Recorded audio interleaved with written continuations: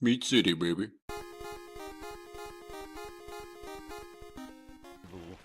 Hello and welcome back to Meat City Gaming. JD here with a video walkthrough for Dungeon 3.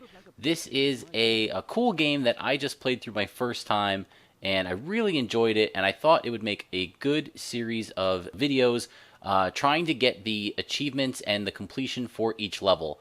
The way that achievements work in this game is very straightforward. There are 3 achievements for each level or each mission in the game. You get 1 achievement for completing the mission, and then there are 2 bonus objectives that you can complete, and each of those will have its own associated achievement. So some of them are pretty tough.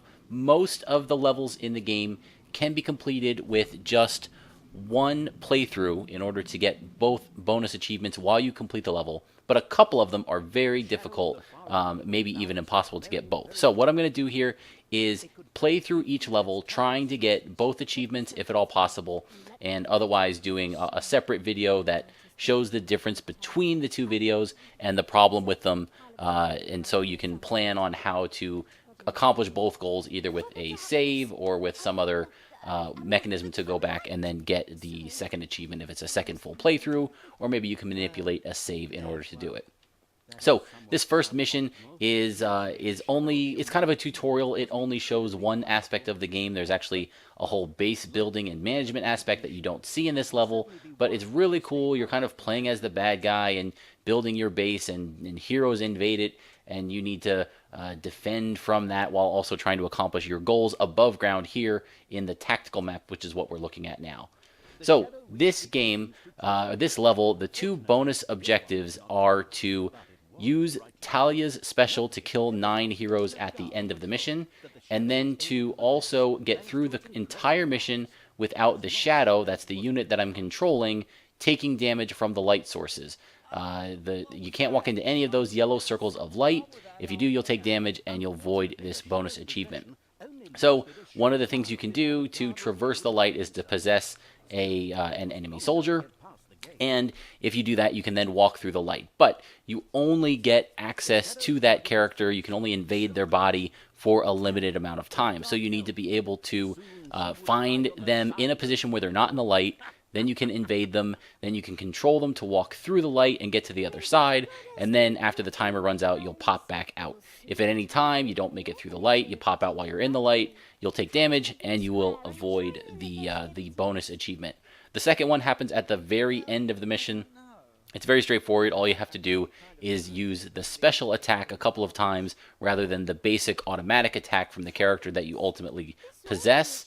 And you kill 9 of the heroes there. They're kind of cannon fodder. It's not difficult, so we'll cover that at the very end of the mission. But right now, we're going to skip through the little part of the story here, and we're going to resume the mission. So we are controlling the shadow again, and light sources all around. Be careful, don't run too far ahead with the clicker, and trust the auto movement of the computer to just not walk through the light. If you give them too much lead, they could auto walk into the light trying to cut a corner or take the shortest route. So small steps here, and nothing too drastic in this first stage. Again, we've got a little patrol. Very minor timing. You can screw this up and get pinned between them, but it's fairly easy. A little bit of patience and you can get through this. And again, we're going to wait for this patrol down bottom. He's going to go past the opening here, and yes, we're going to sneak in through that little space. We're going to wait up in the gap, and then he will clear back the other way, and we can go through and move on to our next target, which is going to be the wizard up there. We're going to possess him so we can get through that next portion of light. So there's our opening. We're going to come up and invade the mage. There we go. We've taken him over. And now he can go through. And we could hang out here and listen to what's going on, but rather than do that, we're just going to get out of the way and not waste any time and continue on here with the next part of the mission.